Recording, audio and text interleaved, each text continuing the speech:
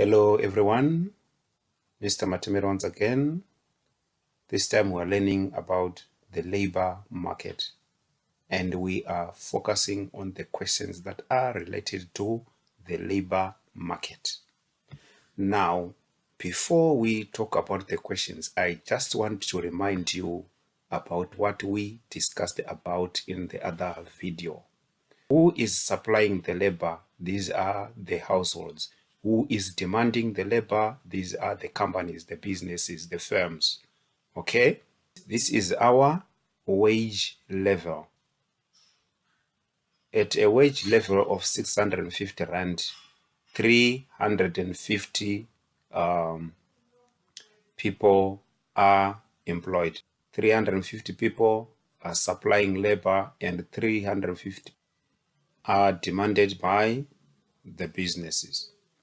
Okay, now when the wage level increases to 708 Rand, what happens now is people are more motivated. The number of people looking for the jobs increases to 500. So the supply is now 500, but the demand is 200. It is now expensive for the firms to employ more people, so they decrease the number of the workers. Now we move on to question 1. Identify the wage rate at which the economy is in balance. Here we are being asked to identify the equilibrium wage rate. This is the same thing. Identify the wage rate at which the economy is in balance. It's just as good as saying identify the equilibrium wage rate. Okay, we need the graph once again, so I have to put it back here. Equilibrium wage rate. This is our equilibrium point. So our equilibrium wage rate becomes what? 650 Rand. Okay, I hope that is clear. Question 2. What is the labor surplus as seen in the graph? So we are bringing back the graph here. Labor surplus. How do we calculate labor surplus?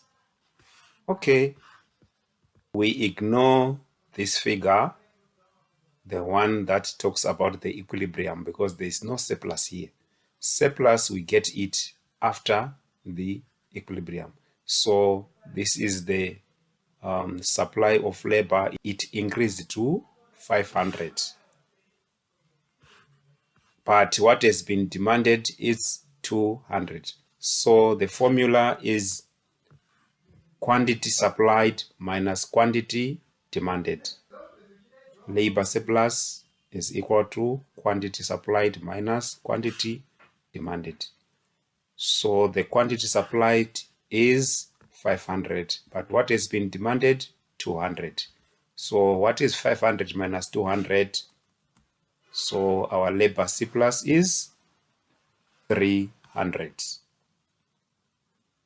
What it means is there are 300 extra people in the labor market. 300 people who are not getting the job. That's the surplus. Question 3. What does the term labor market mean? Labor market is often referred to or is also known as the job market. It is the supply and demand of labor, with workers providing the supply and employers providing the demand. You get your 2 marks for defining labor market. When they say what does the term labor market mean, it's just as good as saying define the term labor market. Question 4. What effect will a growing population have on the market? Okay, we have our graph here. When there is an increase in population, what it means is more people are going to be looking for the job. So we might end up having, probably just guessing, maybe this is now 700 people looking for the jobs. 700 people join the labor market. So what it means is there is a shift of the supply curve from SS to S1, S1. So there's a rightward shift of the supply curve.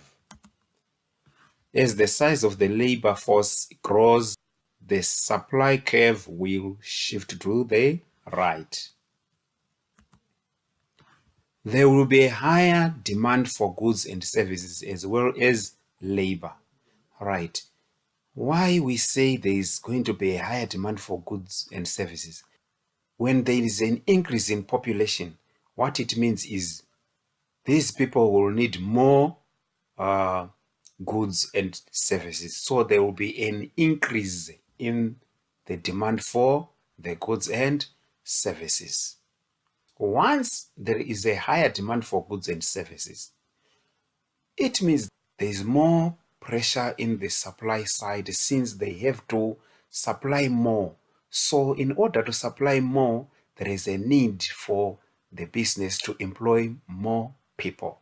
Question 5. List and explain the conventions that must be followed in order to improve the working conditions.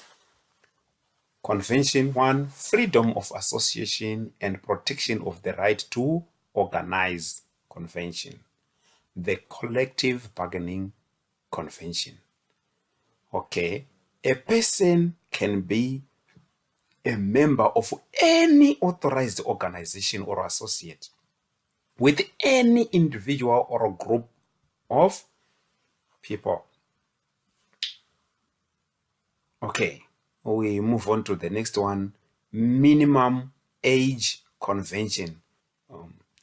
Worst forms of child labor convention. Aid for children through education and assistance with training and employment possibilities for their families. Thirdly, discrimination convention. Equal remuneration convention. Discrimination that is illegal must be eradicated. Here, you know what happens sometimes is people get discriminated for who they are. Sometimes you find that in the same company, a female and a male are doing the same type of job, but a male gets paid more than a female. That is discrimination. So there should be equal remuneration. Fourth, forced labor convention, the abolition of forced labor convention. Forced labor convention, the abolition of forced labor convention. To avoid forced labor, all essential precautions must be taken to ensure that the salaries are paid on time and that people are protected. Question 6. What impact might wages have on labor market? We need a graph once again.